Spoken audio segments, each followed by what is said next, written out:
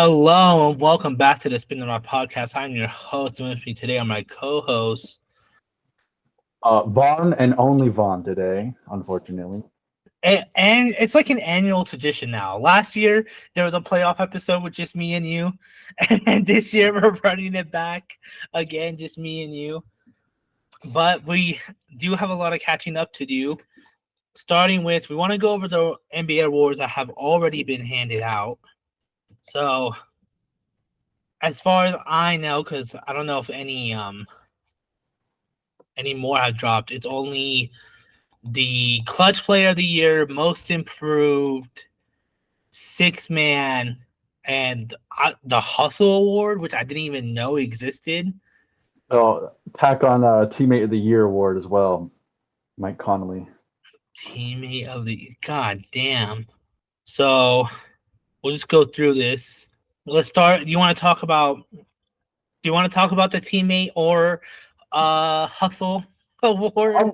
We could go over a little bit. Okay. Probably there's not much to talk about there though.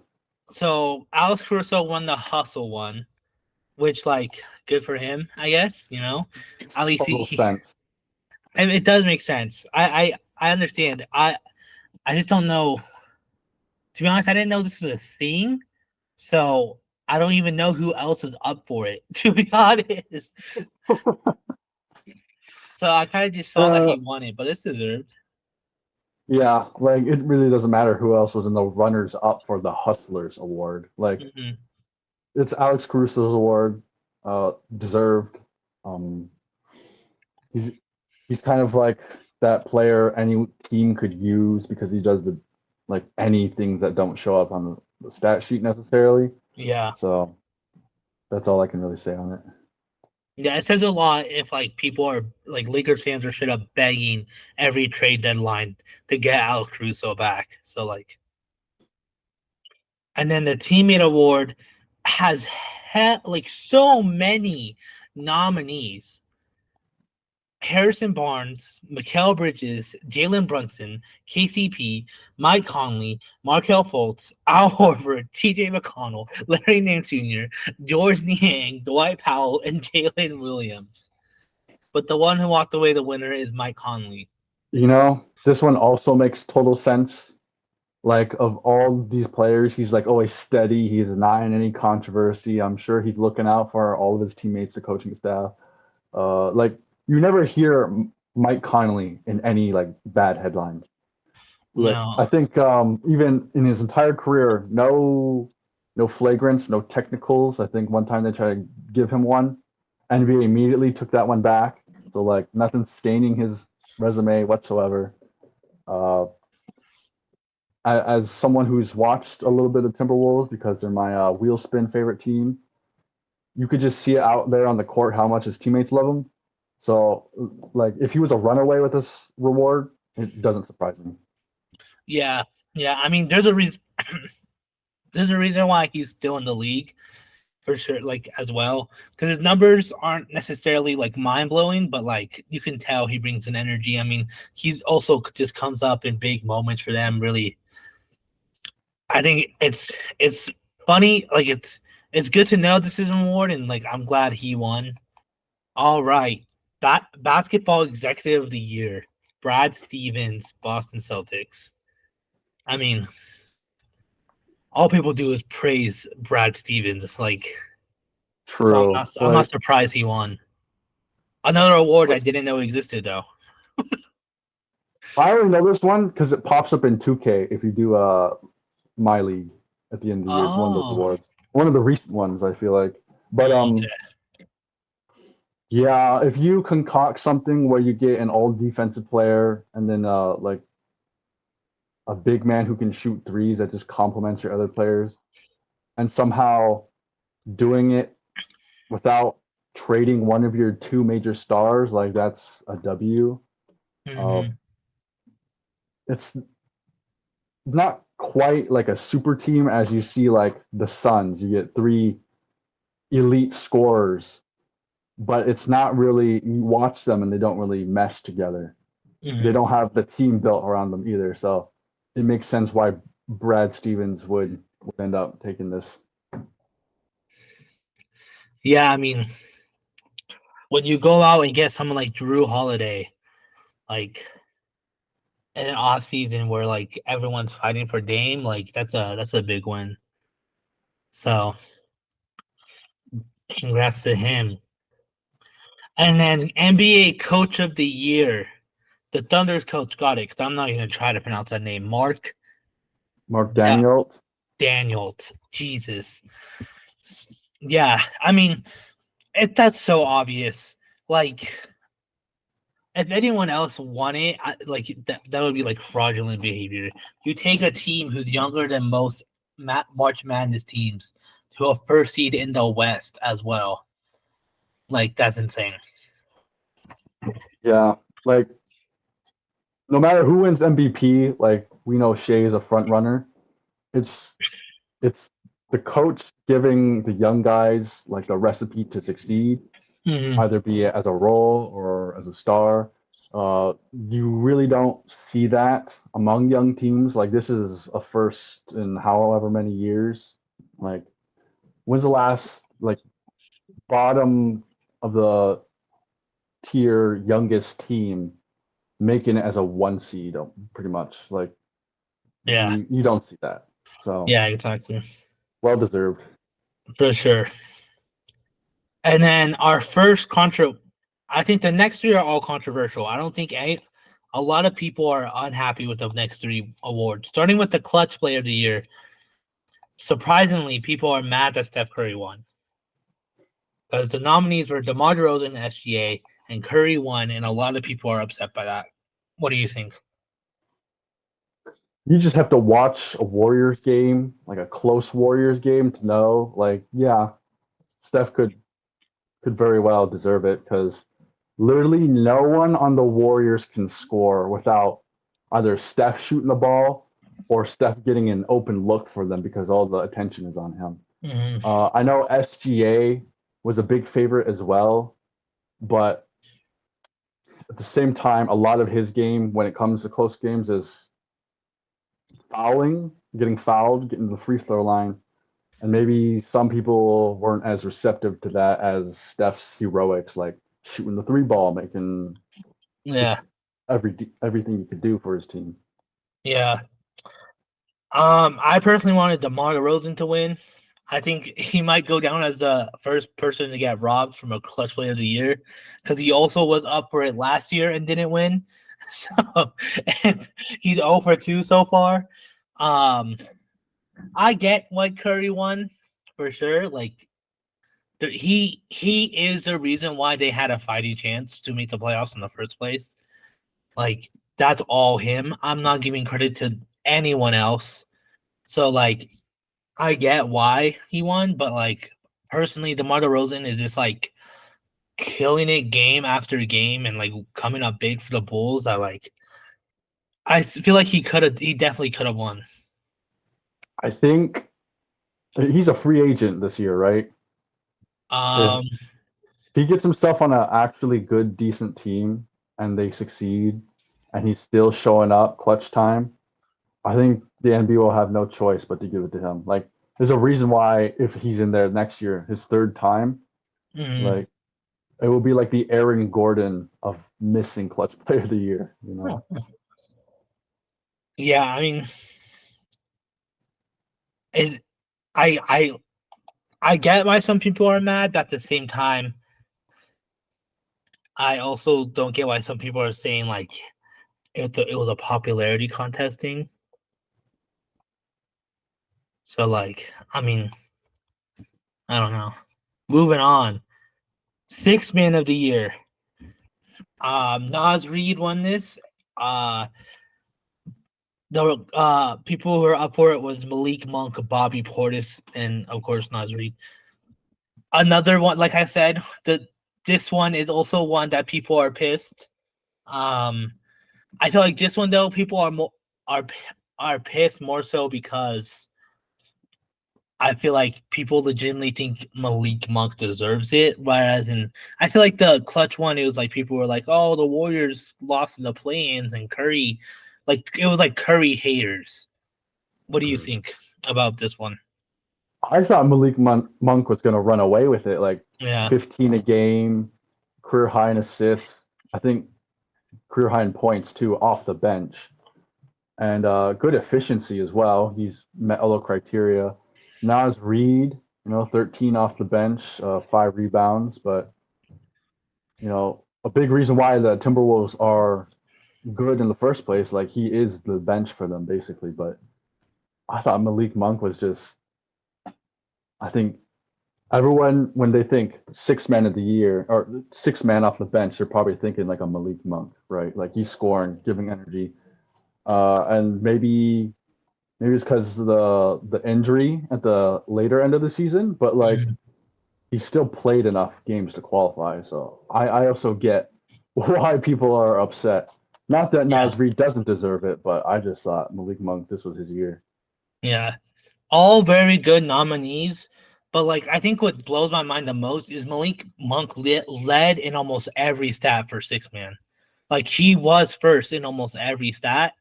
So I feel like that's like how can how can you not give it to him when he literally is the best six man in the league right now? Like don't get me wrong, Nas Reed, like you said, is a big part of the Timberwolves' success. I mean, we saw it last night. Jokic was playing against three starting bigs like all game. So like I get why he won. Like I can see why he won, but like Malik Monk was like actually robbed and like straight up like was the best six man in the league this year.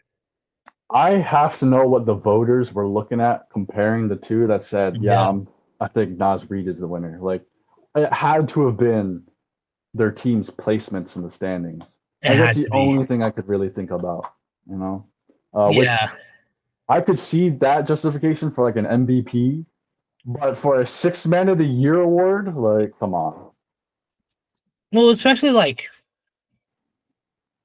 I can see placements if the other six men were like just as good or like a little bit worse. No, Malik Monk was straight up statistically the best one, bro. At that point, placements go out the window. Like you Right. can't like I don't know. Shout out Bobby Portis too, though. I feel like we're kind of glossing over him.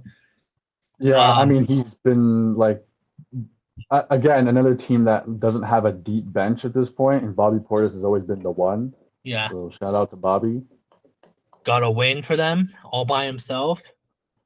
And this, basically. yeah, like shout out to him. And then ending off on most improved player, um, Tyrese Maxey won.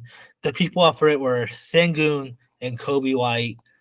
Another one where I feel like this time I like how all three of these people were mad at, but all for different reasons. This time it was because people were like, most improved doesn't mean from going to 20 to 25. Like people think Mhm. it's like a bigger jump than what Tyrese Maxey had. What do you think about it? Uh, if I'm looking at most improved, as in like the player last year compared to the player this year, is just like such a significantly different player, like for the better. Like I see Maxi winning that award over Kobe Mm, White. But if you're looking at it like statistically, yeah, like Kobe White did have a good jump, but he's also been in the league for a while, and a lot of it was like he played more. Like he mhm. had Better better minutes. stretches, yeah, better stretches that showed him as a good rotational player for the Bulls, so he ended up getting more minutes, and that just blew up his stats. Mhm. I know he did have a rough stretch towards the end of the year, so again, maybe that messed with it, as well as Shengun being hurt, kind Yeah, of made the vote a little bit easier for Maxi. But I'm not really mad at this award, to be honest. I was team Kobe White, but I kind of agreed. Like I'm also not mad about it. Like I think Maxi was one that people were saying from like 10 games into the season. Like he's kind of been the guy people are saying most improved. I kind of agree with what you said. I think Kobe White isn't necessarily most improved. It was more so that he was actually given a chance for once. Like a lot of it was like he wasn't getting like a chance to show what he's got because he's been a hyped up player for a while. Like as in like Bulls fans and people who like are excited about rookies. Kobe White was one of those rookies that people were excited to see, but he just never got the chance until this year. So I can Yeah, see it's not necessarily he improved a lot. It was more so that like he finally like got the chance he deserved and he like ran away with it. I truly think it's because like his head coach to start off was Jim Boylan, terrible head coach, and then he gets Billy Donovan, who's still an improvement, but kind of iffy as well. And Billy Donovan, at least through Kobe White's tenure as a Bull, it doesn't feel like he's had the most confidence in Kobe White, and Mhm. kind of reflected that in his minutes. And now that I think Kobe White has been this player, and had he been somewhere else, he'd been able to shine earlier. But I don't know. That's just my speculation. Yeah, I kind of agree too because you go from a horrible coach to then like you get LaMelo Ball, like your team all of a sudden goes from poverty to like oh they're scary, and then like it goes so you get like even less minutes again, and then finally your team not looking so great, your coach just like gives you the shot that you like, and you kind of just take it. All right, that is all the awards. The ones that we're still waiting for is MVP, Depoy, Rookie of the Year, which like Come on. exactly, and Social Justice Champion. That's like, what is that, bro? Yeah, we're all waiting on our seats for that one. So yeah, so I feel like a lot of these, I think Rookie, Depoy, like I think people kind of already know it's gonna be Gobert and Wemby. Like I feel like they made up their minds on Gobert. And then MVP is the one that like I really don't know who's gonna win MVP. Yeah, like we've aired out who our favorites are, but at this point, it's a shot in the dark. It really is. All right, moving on. Round one, as of today, is officially over. Um, at 11 today was the last round one game, and the Cavs they did it. Uh, what series was your favorite, Vaughn? What was your favorite series so far?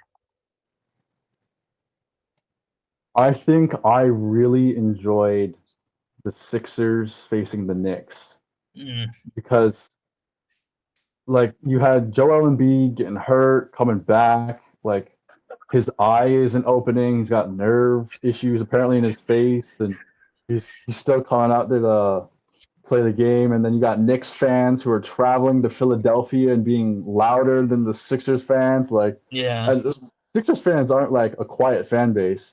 So the fact that the Knicks outdid them, uh, not to go too far into the future, but it's scary hours for the Indiana Pacers. Like for sure. no home court advantage for them whatsoever if Knicks fans are traveling like this. Also, Jalen Brunson putting on a masterclass. Like I know there were some rough games there, but there was always him showing a way to get involved either on offense or defense, whether it's, making the right pass or just drawing the defense towards him or making Maxi think about his shot and leading to a miss or just being a hound. Not to mention the close games, the crazy close games, the DiVincenzo three, the turnover with Maxi. It was a series of ups and downs, and uh, I just really like that for NBA playoffs. Yeah, for sure. Um, my favorite, I think personally, was Clippers and Mavs. Um, if we were to meet last week, I would have said Lakers Nuggets, but like Lakers Nuggets really was just like the same game over and over and over again. Like it was actually insane how like the definition of insanity for the Lakers for sure. And Yeah, like build up a big lead just to let it get chipped away until like either Nuggets blowout at the end or game winner by Murray. yeah, I mean, good on the Lakers for at least getting one. And then Darvin Ham, he knew he was losing his job, so he just started saying shit, bro. He blamed D'Lo, he blamed the injuries. Mans knew he was out of there, so he just started like dishing. No, like he looked up Doc Rivers, what he did to keep getting jobs, and he's like, I gotta follow this. I need a job next year. Just to throw everyone under the bus. But yeah, my actual favorite Clippers Mavs. I mean, it was so entertaining. It looked like the Mavs were gonna like run away with it like so many times, and like in the end they did win, but Clippers kind of put up a good fight as well. Uh, you didn't see it. You didn't see the vision. I knew the I Mavs had in didn't. them. Luca's been the dad of the Clippers. You know, the one time they lost, he had like a depleted ass team. Like, of course he was going to lose, and he did not forget. He ate them alive. Him, especially if Kyrie is going to make a layup over three defenders, you're not stopping that. I think I think what's really crazy about this entire series is that Kyrie showed up a lot more than I think anyone expected us. Like maybe you didn't, because I know you were kind of rooting for the Mavs. But like I know for sure for me, I knew he was gonna be good, but he like straight up showed up, and like he hit some insane shots this series. Not just that, there'd be like a whole half where he scores like 2 points, and the second half 30 points. Like the Clippers definitely took their foot off the gas pedal way too many times Oh for a yeah, team that wants to win a championship, oh and they yeah, just for left the sure. door open, and they kind of paid for it. Favorite sweep: Thunder, Pelicans, or the Timberwolves Suns. Definitely Timberwolves Suns. Like Timberwolves Suns, despite it being a sweep, had very entertaining moments. Hmm. Like Anthony Edwards going directly at Kevin Durant. You got all the quotes. Like they have Kevin Durant, but we have Jaden McDaniels. Really showed to be true. Jaden Yeah. McDaniels definitely matched Kevin Durant in a lot of instances. Hmm. And then Carl Anthony Towns actually looking good on defense, like for the first Hmm. I've ever seen in my life. I I never would have foreseen this, and it just made Rudy Gobert's job a lot easier. Uh, I mean, not to get too ahead of myself. It's probably why the Nuggets are going to have a lot of issues with that three center lineup they got going on, which just last year we were saying is like a problem for them, like the stupidest thing they could have ever done, and it's working, Yeah. and it Yeah. just murdered the Suns. Yeah. Thunder's Pelicans were just sad, bro. Thunder's Pelicans were just sad. There were some close games here and there. Uh, but like after game like two, it was just straight up like 92 to 124. After that, it was over. Like there was no way the Pelicans could have like done anything else. But once Like, again, missing Zion, like it's insane. yeah, like I don't see Brandon Ingram coming back next year. I don't think the Pelicans would give him a big contract just for this to happen all over again. Like Yeah. when Zion's healthy, Brandon Ingram's injured. When Brandon Ingram's healthy, Zion's injured. Yeah. I think they just got to move on from this process Yeah. to build a Exactly. roster. It's definitely sad when like the most major thing to come out of an entire series is Charles Barkley making fun of you, saying you're not even going to Cancun, you're getting Galveston. Like that's what this is gonna be remembered for. It's just that. So Especially like you got rid of the Kings, who like that was a big win for them. But like I don't know, it was just kind of sad. So only two sweeps. Moving on to that's all the West pretty much. So East mhm. wise, do you want to talk about? I know I want to say something. Cavs Magic. It went to 7 games, but that was the worst series I have ever watched. No one won away. Not a single team won away. Leads being blown left and right. Teammates disappearing. I think the best thing to come out of this is that like Paolo Banchero is showing why he was the number one pick and that people need to wake up. But other than that, that was the worst series ever. And if I'm a Cavs fan, I'm worried You couldn't get a single win away against the Magic, and you're going against the Celtics. Like, come on, bro. If I'm a Cavs fan, I'm not watching that series. I'm not. I'm not watching my team get decimated.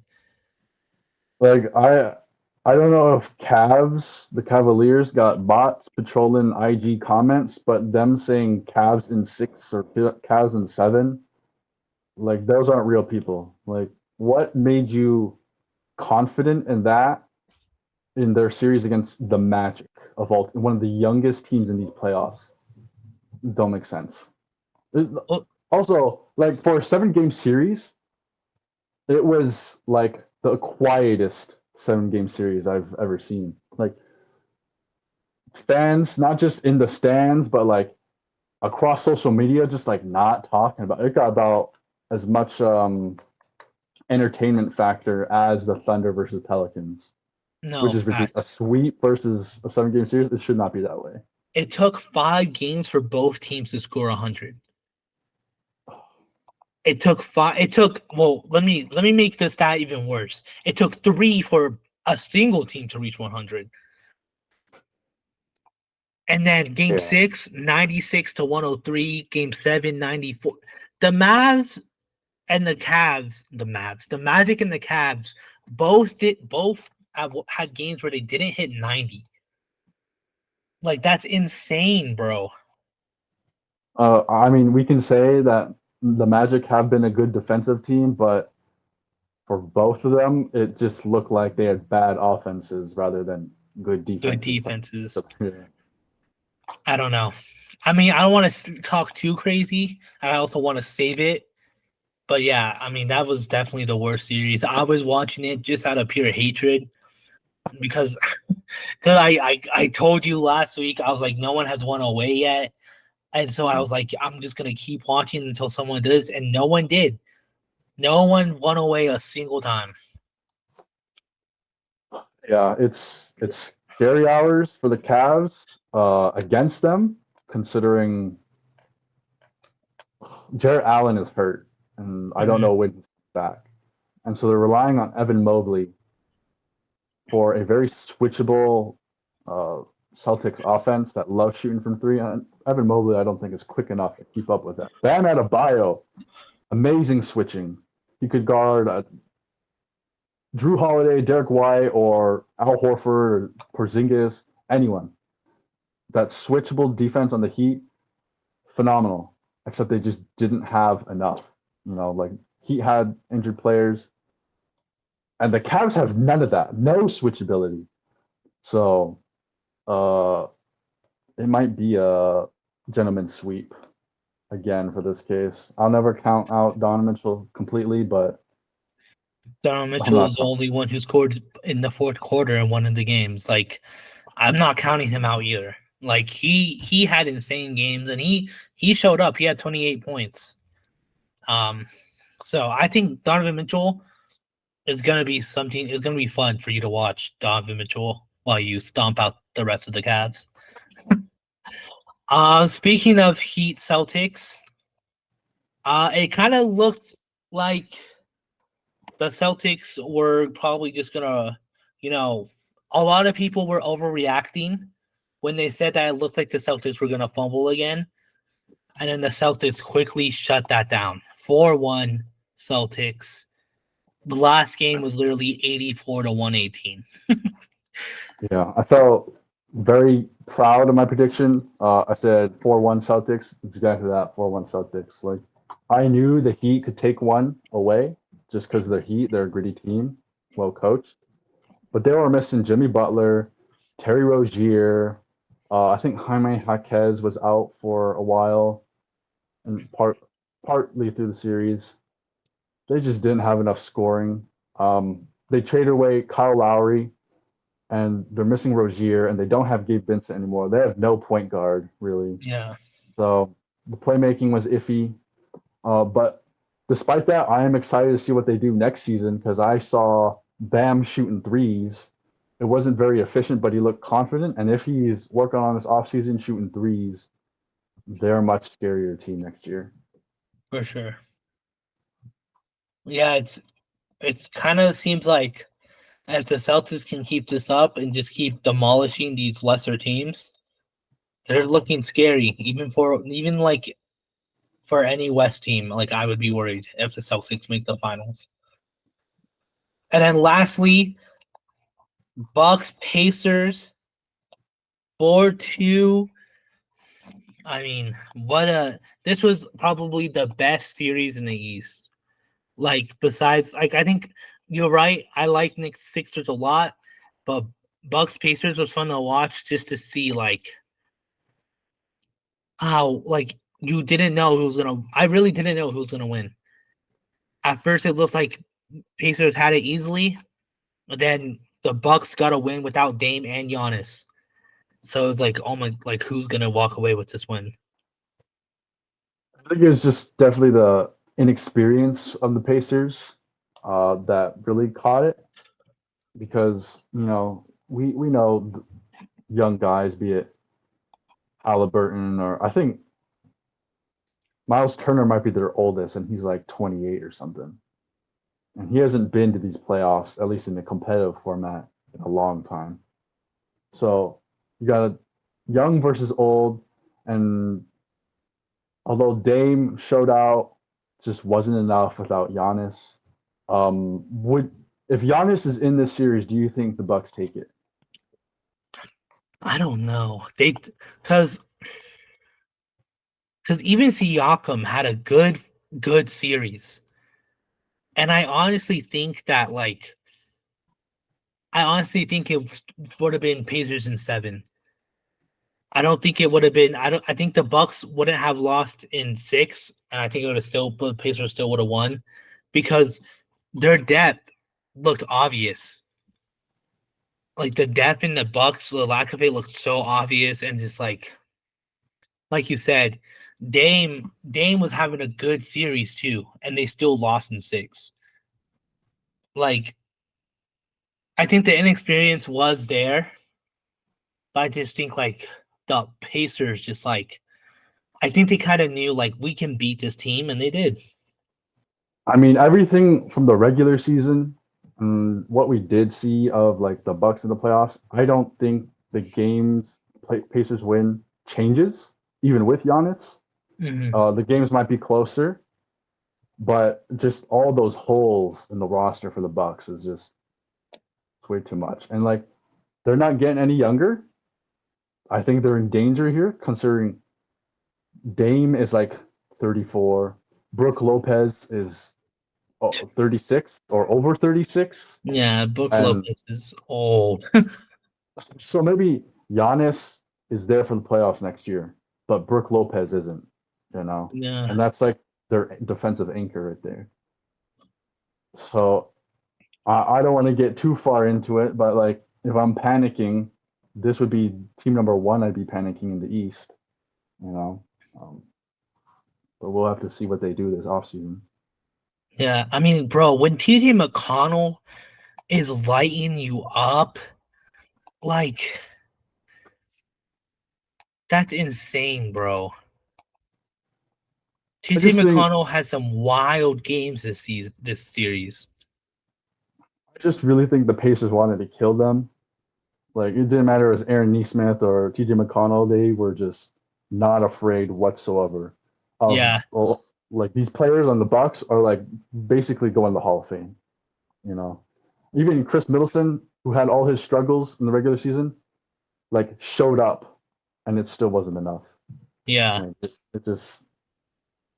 it was an exciting thing to watch and yeah. I I mean, think I think the Pacers are in their heads. Like even Pat Bev, who's like a newcomer in the Bucks in the middle of the season. That man was throwing balls to fans in the stands. He was telling ESPN reporters, "Watch my podcast or don't interview me at all." Like it's Pat just it's just so Pat corny, Bev man. is like destroying his own reputation. There should be no reason why you're that pressed, bro. Like you take these things a little too seriously. And like I get it. You're probably sick of getting destroyed by teams way younger than you. Like you're probably sick of it by now. It keeps happening over and over again. keep losing in the first round. It seems like every team that has them is bound to lose in the first round. The Timberwolves last year, like it's insane. Yeah. Yeah, I mean, if you look at the stats, it's like after Bobby Portis, it's just a drop off. Malik Beasley, 8 points. Daniel Gallinari barely had three. Like, yeah, I mean, I think what's really showing a lot is that like Pascal Siakam and Obi Toppin was like a great pickup for the Pacers. Oh, like I know Siakam was going to be good, but Obi Toppin, the way I saw him playing the Knicks, I thought he was like a bust for sure. Mm, But the man was shooting threes. He was mm, taking like anyone who was in front of him, like going to the rim, didn't matter who. Like yeah, they played phenomenally. That's why I also think if Giannis was there, he'd also have trouble like guarding them. Because yeah, Obi Toppin off the bench after Siakam starting is just you're either getting in foul trouble or you have to defer and let them score to avoid that. yeah. So they were great. All right, and then lastly, or no, that's everyone, right? Yeah, that's all the series East and West. So before we move on to their second round preview, do you have an overreaction for any of these teams that you're probably like, this is an overreaction, but I think this? And it could be about their playoff run or it can be about them in the future in general. I also had Um, Eugene's too. Eugene oh, sent okay, his. okay, okay. I got one for the East, one for the West. East, Phoenix Suns are going nowhere. They won't leave the second round if they're going to keep Bradley Beal, Devin Booker, Kevin Durant. It's just not going to work. It's those three, and the rest are basically minimum contracts. Mhm. And from what their GM was saying, he's basically saying for the most part they're running it back with some minor changes to the minimum players. This, we saw last year the Timberwolves kept most of the roster, went in this season, and now they're great. Yeah. That is not happening for the Suns. Like they got to find a new head coach because I guess they don't like Frank Vogel. And again, it's three ISO scorers working with each other. If we could just peruse through super teams in the past, it just simply doesn't work today. You know, Yeah. there has to be construction and thought into the players around the stars, and they're not it. They don't have the money to even do that, and they I can't get rid of Bradley Beal's contract. They're definitely not trading Devin Booker, and probably not couldn't possibly do it with Kevin Durant either. So they're stuck. yeah, I honestly think that the difference between the Timberwolves and the Suns is very clear. It wasn't just their main guys who figured it out. Everyone on their team figured something out, and everyone on their team stepped up. I I think the biggest thing for the Suns is that like a lot of people are like, "Oh, not having Grayson Allen really hurt us, bro." That's like one player that you didn't have. Like you can't really say that when you got swept. Like And leading up to that, he was not playing good. yeah, um, I don't know. Your team is also just older in general. Like I just feel Yeah. like looking at their team, it's Eric Gordon, Nurkic, Royce O'Neal, it, Isaiah. Did they really think they're gonna hoist up the Larry O'Brien trophy and beside Kevin Durant would be Bull, Eric Gordon, Royce O'Neal? Like, be real, that's delusional. Yeah, yeah. I mean, I kind of agree that they shouldn't run it back and that like they should do something, but like you said, they're they're like fixed on running it back, which is insane. You don't get swept and say, "Yeah, we're running it back." You say you're running it back if you lose in seven, but you don't get swept and say we're running it back. Bro, the GM was like, most of the NBA would kill to have our exact roster. Oh, they would not, dude. There's a reason why super teams are so much limited compared to where they were. Like even look at the Clippers. You got major stars and they lost round one, you Yeah. know? So I think a lot of NBA GMs are reevaluating how their rosters are constructed moving forward. Yeah. Eugene said also an East and West one, so I'll say his West. Uh, blow up the Clippers. I agree Blow up with the that. Clippers. I don't know. If I don't know about blow it up, but I feel like some people should stay. I'm Paul George, this is my off season. I'm leaving. Yeah. Yep. There's there's no way you look at what you've done on the Clippers and say this team. There's still high hopes for them. You're all older, and there you just look at the Timberwolves, the Thunder, the Celtics. Like you could be one of those guys on an up and coming team. You know, Yeah. you could be just this environment of the Clippers has always been like win now with like the Kawhi and Russell Westbrook and now Harden, and it's just not working. Yeah, I agree. I don't agree on blowing it up, but I agree that you gotta get rid of you have 4 stars, technically. If we count Russ, who technically, even though he comes off the bench on the minimum, some people still think, okay, he's part of the 4 stars. You gotta get rid of at least 2 of them. And then just rely on chemistry for the rest. Because having Harden, Paul George, and Kawhi start is insane. Like you said, if I was the Clippers, I'm looking for Paul George out of there because Paul George is probably being the most inconsistent person ever on the Clippers. Even on the Thunder, he Yeah. wasn't just inconsistent. Like the only reason Well, why yeah, the Thunder got sent home was because of Dame. If Dame doesn't right. make that shot, Paul George might still be a Thunder. And But like like, under Paul George was an MVP candidate at one point. yeah, Even on the Pacers, he made it to the conference finals. And exactly. you could say he made it to the conference finals in the West, but they were never beating the top team.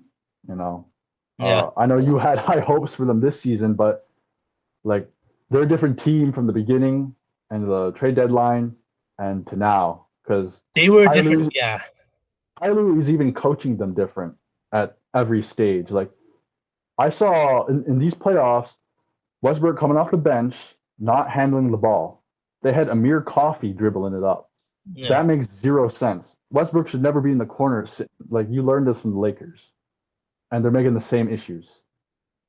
So I don't know if it starts with coaching or what, but the Clippers can't stay the same as they are now. yeah. I somewhat agree. I don't agree on blowing it up, but I think you got to at least keep Russ and Kawhi because Russ is showing up as a bench player. Kawhi is Kawhi, but like I don't know, bro. I mean, like you said, I had high hopes at the beginning of the season, but like they made that Harden trade and it was a disaster, and I was so sad because they were actually like if you look at the team before Harden, they looked so promising. They actually they actually looked like a team that could make a run. And then they trade for Harden, move Russ to the bench. Like you said, we've seen this Clippers team look different like 5 times this year. Because we also forget that they didn't even move Russ to the bench right away. They tried to Mm. have all 4 on the same at the same time. So I don't know. I don't know if it's coaching. It might be because Ty Lue is in the name for the Lakers head coach, which Eugene said, and I quote, "Fuck no." Like he does not want Ty Lue as the head coach of the Lakers. But yeah, I don't know about blow it up, but like obviously I'm in the minority. Um, my West overreaction is also about the future, and that is, I think I think Ant is going to be the face of the league. I honestly think it's going to be him. When my girlfriend wanted to watch the Nuggets Timberwolves game yesterday because of Ant, like that says all you need to know. I think I think it's clear. People, like you said, people are talking about the Timberwolves Suns game more like more than like any other, like more than the fucking Cavs Magic game, and that game was a sweep. Like that series was a sweep, and not only that, but like when was the last time we heard people excited for a Minnesota team? Kevin Garnett, bro. Kevin Garnett was the last time people were excited for Minnesota. And Yeah, I yeah. You just go ahead, finish. I'm just gonna end on this. Like, it's so obvious. He's so young. This is what his fourth year, and he's already getting this much attention. And like, he's the leader of the Wolves. And when you're the leader of the Wolves with a guy who's been there way longer than you, and a multiple DPOY, and you're still the leader 4 years into your career, like if I'm the NBA, I'm pushing Ant. He's funny and he's killing it in the game. Like, and I think Ant's gonna be the new face of the league. I think no matter what, he will be the people's champ. Mhm. Like everyone would be showing out for Anthony Edwards because he's electric as a star. He's very entertaining on and off the court. You know, uh, we've seen this now. It'll probably continue in the future. But I think the NBA sweats over him. Like the degeneration X thing, the pump that celebration. I think they sweat over things like that, thinking like he at any moment he could do something that our sponsors aren't gonna like. Um, True. but there's so much more different controversies to be worried about. So I think you you push Edwards just for how electric he can be, and I think it'd be a mistake if they didn't. Um, they might, at least from what I feel like, NBA media likes to push Luca, and then I saw like MVP talks, and they just like don't want to give him an MVP. Uh, I could say that face of NBA title is really up for grabs at this point. Yeah, yeah, for sure. All right, East overreaction. Definitely the Bucks. They're Yeah. old as hell, like I was saying, and no cap space whatsoever. I think if you want to get better, ironically, you have to trade Bobby Portis. Like you're probably not going to trade Dame. You're not going to trade Giannis, definitely, and they got like some of the most expensive contracts in the NBA. So you got to work around that. Bobby Portis is the next big one. People want Bobby Portis because you can see what he does off the bench and even in a starting role. Um, I don't know who they could possibly have suitors for, what they could get in return, but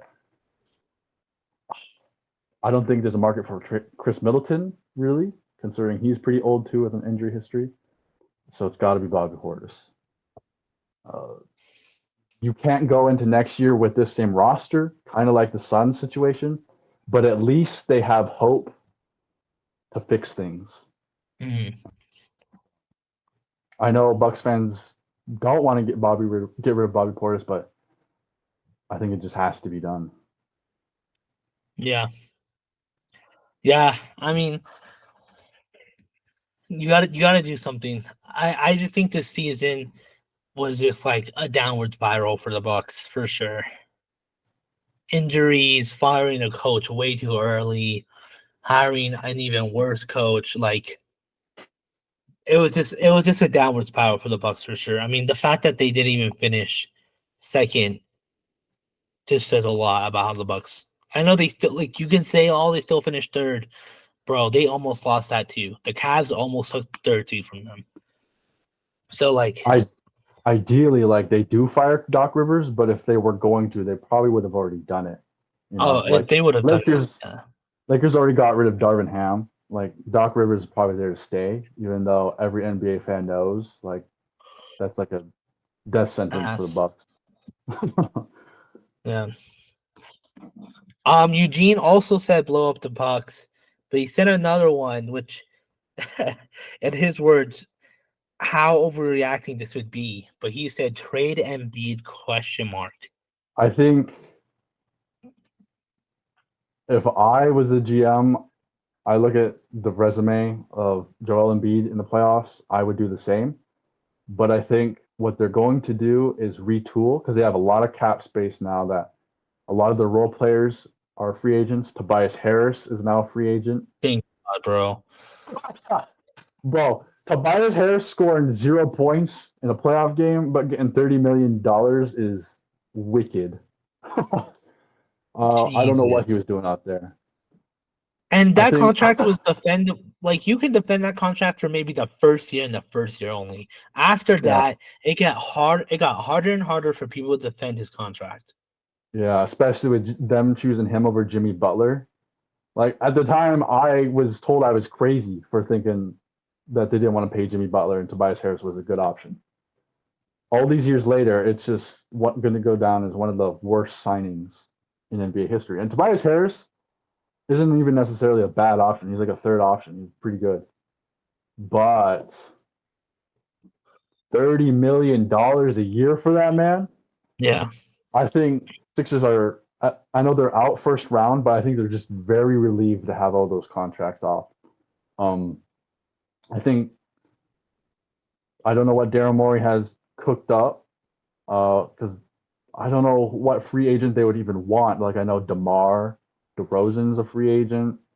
They might try to get Paul George, but I don't think he'd be interested. So it'll be interesting for them, especially with what Eugene said, trade Joel Embiid. Like that could get a. I actually don't know if that would get you a good return or not, considering You're getting he's always hurt, but he's MVP caliber. if you're trading Joel Embiid, you're basically blowing it up. You have to. Like you're tanking. Like maybe Tyrese Maxey will get you a playing spot, but like you're not trading Joel Embiid thinking you're still win now. You're treating Joel Embiid thinking, okay, it's time to restart. And I don't think they're gonna do that. That's the only reason why I don't think they're gonna do that is because I don't think the Sixers want to restart. Yeah, definitely. If I'm the Sixers, I mean, I would love to trade Joel Embiid, but I think you have this one last year to see what you can do. Yeah. I You mean, know, in like the preseason or something, I said like this year was last year, and I think it should still be the last year, but they're gonna try one more go at it. I feel confident about that. I think so too. I really do think they're gonna have one more go on it. Yeah, at it. Because I honestly think you don't trade Embiid and still try to win a chip. And I think the Sixers still want to try at least one more time. My East overreaction isn't about the future, it's more about the playoff run. And that is I think the Cavs are the biggest frauds we've seen in playoffs in a long time. I think the lights are too bright. We all had high hopes for the Cavs, and I think all they're doing, even though they made it past the first round, I think they're frauds. And honestly, I think they're lucky that they didn't get that third seed because I think I or that third seed because I think the Pacers would have dismantled them. Yeah.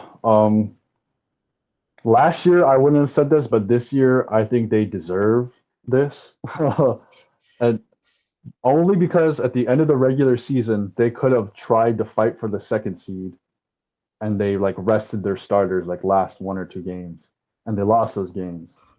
And that really makes zero sense to me, especially when other teams were fighting for the second seed. Knicks were fighting for that second seed in the East. Mm, But the Cavs had a different idea to face against the Magic in the first round rather than the Sixers. Like,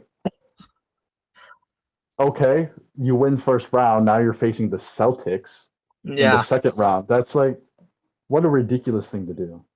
no, insane. Actually, like I'm thinking you chose an easy first round for what? Like your first round still could have been not that bad, and then your second round would have been just as not that bad.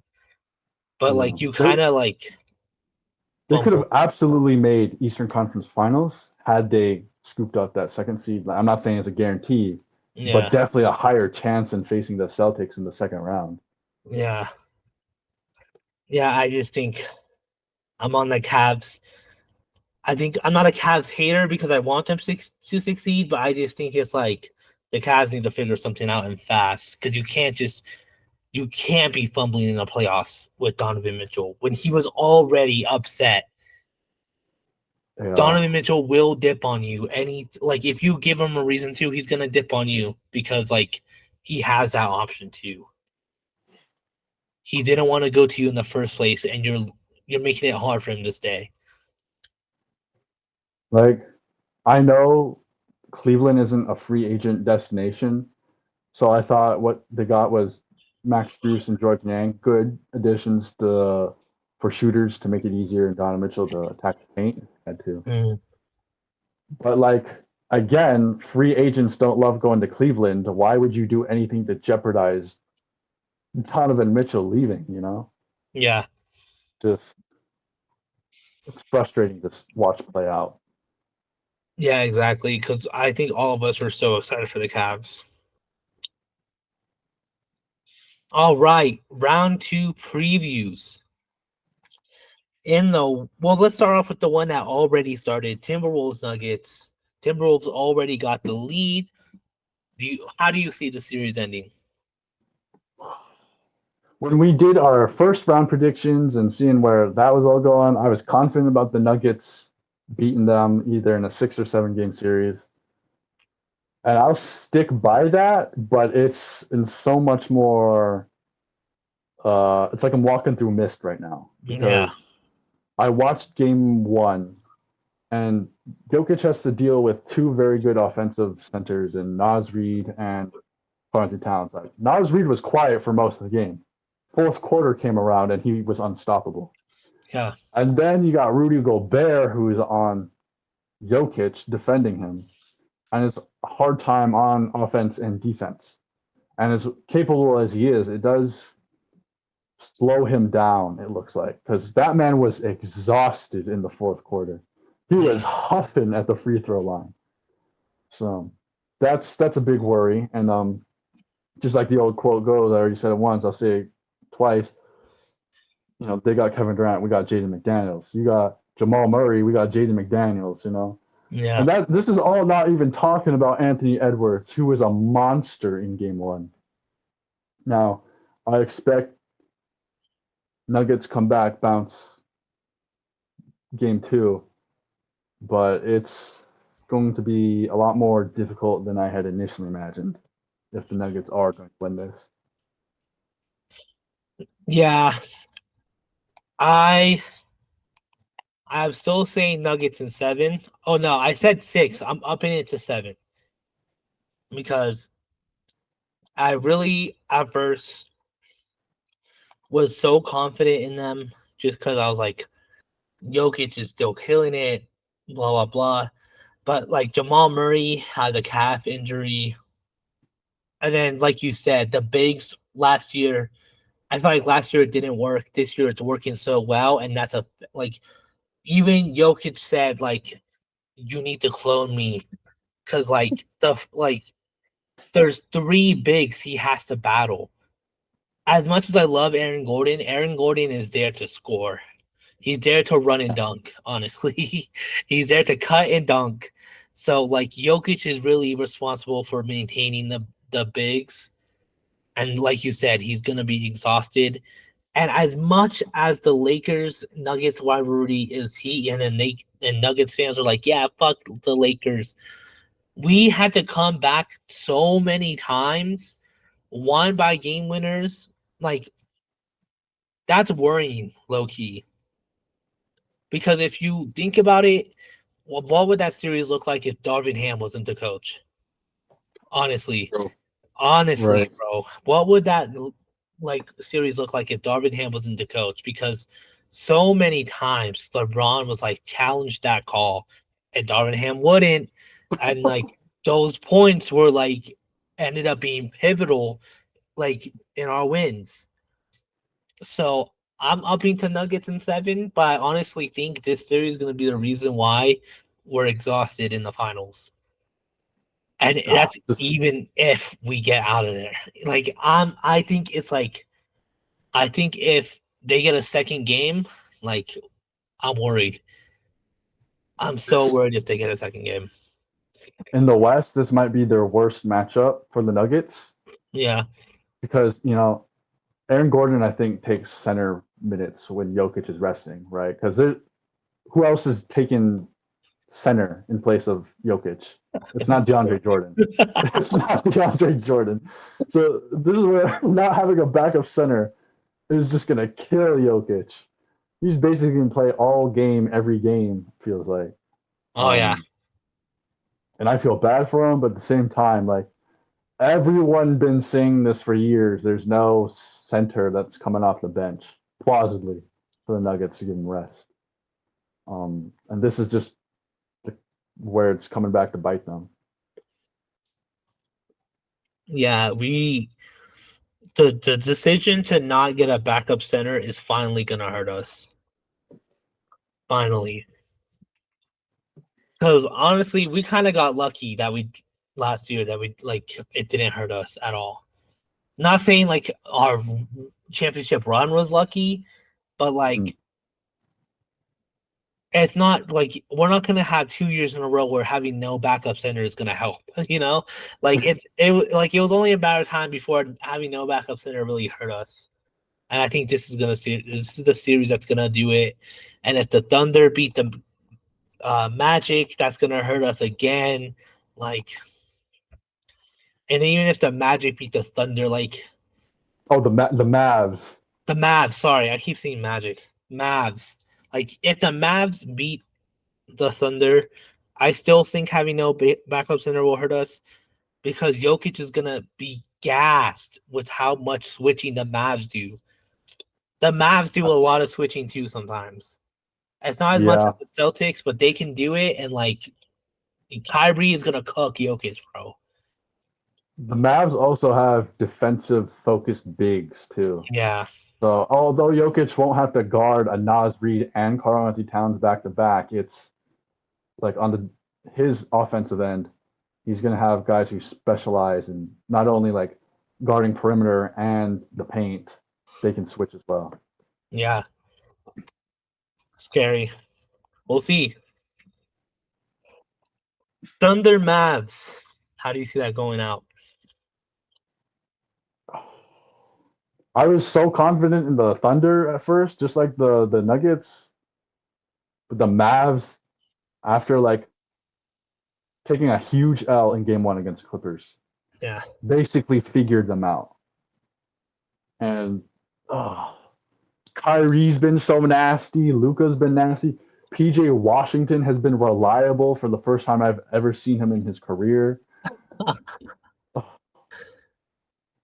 I still think Thunder in 7, but with a Luka Doncic Kyrie combo, I wouldn't be mad if I was wrong. You know, like I yes. could very well see them toppling the young Thunder team. I'm gonna say Thunder in 7 too. I'm a Mavs hater. I hate the Mavs. I hate them even more now because they ruined my finals prediction. I mean, don't get me wrong. The Clippers also ruined my finals prediction themselves, but the Yeah, Mavs helped. The Mavs helped. Um, Now, honestly though, I can see the Mavs winning for sure. Like, I was kind of confident that the Clippers would win, and I was wrong. Obviously, I was, but I'm honestly not as confident in the Thunder winning because like I think Luca and Kyrie once they get hot, like we've seen it before. Last time they got this hot, they made the Western Conference Finals. I'm pretty sure. yeah. So it's definitely possible that they keep this run going, especially against a team who easy series can be helpful, but not that easy. That series was a little too easy for them, and This is like it might be a shock. like rest in peace Pelicans dynasty. We hardly knew ya. Yeah, facts. But like Thunder, just for how young they are, they shouldn't be this deep. No It's facts. it's kind of frustrating. I bet as a bottom team of the league watcher, be it Pistons or whoever, to see like this anomaly of a team not just succeed in the regular season but in playoffs. Yeah, And I don't doubt that Luca is probably sweating over having not only like a Lou Dort or Shea Gilgeous-Alexander guarding him, but running into the switchability of such a good defense. Like all those guys on the Thunder run, they're all dogs. So it Yeah, really doesn't matter who's guarding him. So I think this might actually be the most entertaining series of the second round. But we got Anthony Edwards and Jokic facing off right now. So just the West, we're so spoiled with the West right now. for sure. Moving on east, let's get this Celtics Cavs. I'll give them one game, the Cavs, but they're bouncing the Cavs out of there, man. Like this is what they get, man. They're turning Donovan Mitchell, one of my favorite players to watch in the NBA, and just put him on a boring team.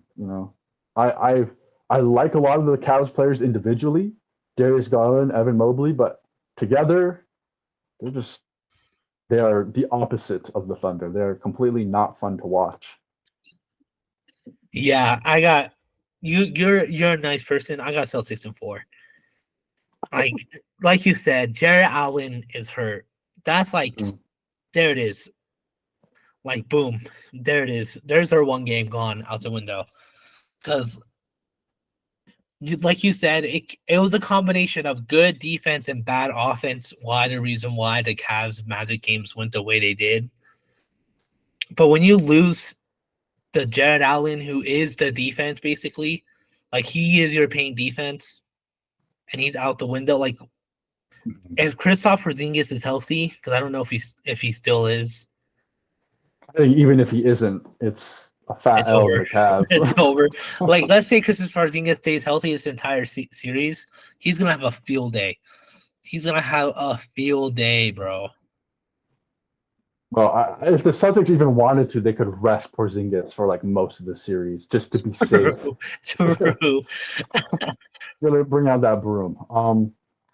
I only said they'll get one game because Karis LeVert turns into Michael Jordan for some reason when he faces the Celtics. I think he's got 50 on the Celtics. He's got 40 games on him. I think that very well could happen with Donovan Mitchell also being a beast. But that's it. Yeah. Least exciting round 2 game series. Least exciting. Unless you never know. But I doubt it. Pacers Knicks. Give me those Knicks, man. Give me Knicks in 6. Knicks in 6. Love the Pacers. Knicks have been playing great team basketball. They play well. The Villanova boys, the chemistry is at 100. Like there's no room for like doubt. And you got the twin bigs, Robinson, DiVincenzo, making a mess in the paint. Nothing's gonna come easy around the rim. And then just Jalen Brunson is just too good, man. People are saying like he's not a number one option on a like quality team. He Bro. heard that and returned it, man. What a People beast, who man. were saying that were crazy from the start. After last year, there's no way you can still say that. Like, I mean, this year solidified it, but like after last year, if you're still saying that, like you weren't watching the same season I was, to be honest. But no, it is wild that people are like putting him down, but like always putting Joel Embiid on a pedestal. MVP quality, sure, but never in his career made it to the conference finals. I would not put your faith in a player like that. exactly. I mean, yeah, I got Knicks in 6 as well. I almost said Knicks in 5, but I think Obi Toppin, revenge tour. He might pop off. Hopefully, I would love to see that. yeah. Absolutely. I think it would be fun. And also Siakam. I think their bigs can get them too. Julius Randle is known to Is he coming struggle. back? He I thought he was already playing games. No, I think he's been out for sure. What? He's been out with injury. That's No. what's been so impressive is they've been doing this without the guy who was supposed to be the number one option. Oh my god, my bad, bro. I was looking at his regular season stats. I was like, it No, says here he had 9 in the series. I was looking at the wrong thing. Yeah, he's been out for a minute. Okay, because I knew he was out the first few games. I thought he came back. Okay. No, he's been gone all playoffs and part of the regular season too. I Anyway, don't know when he's coming back or if he is, but I even doubt. without him, Yeah, I like doubt it. Knicks are still a quality team. Yeah, no, for sure. Well, either way, I'm saying 6-2 just because of the bigs. Ooh, fuck. Um, honestly though, I wouldn't be surprised if the Knicks get it done sooner. Not four. I don't see four, but I wouldn't be surprised if they got five. They got it. If they get it done in five, I can definitely see that. I think the Pacers are just too competitive right now to either go out and sweep or gentlemen sweep. Yeah, I'd like to say 7 games, but I just think chemistry versus the Knicks chemistry versus Pacers chemistry is just it's night and day. Not to say the Pacers are bad in any which way. It's just the Knicks are a step ahead in that category. yeah. We'll see. We'll see. I think the story here is also good. I mean, old school rivalry. Obi Toppin, OG and OG versus Siakam. Yeah, I wish I wish the Celtics had like something this fun in the second round, but at the same time I'm like glad they're gonna have hopefully a coast to the conference finals. But man, this is gonna be an entertaining series. For sure. All right. And that is the second round preview and all that good stuff. If you are watching on Spotify, YouTube,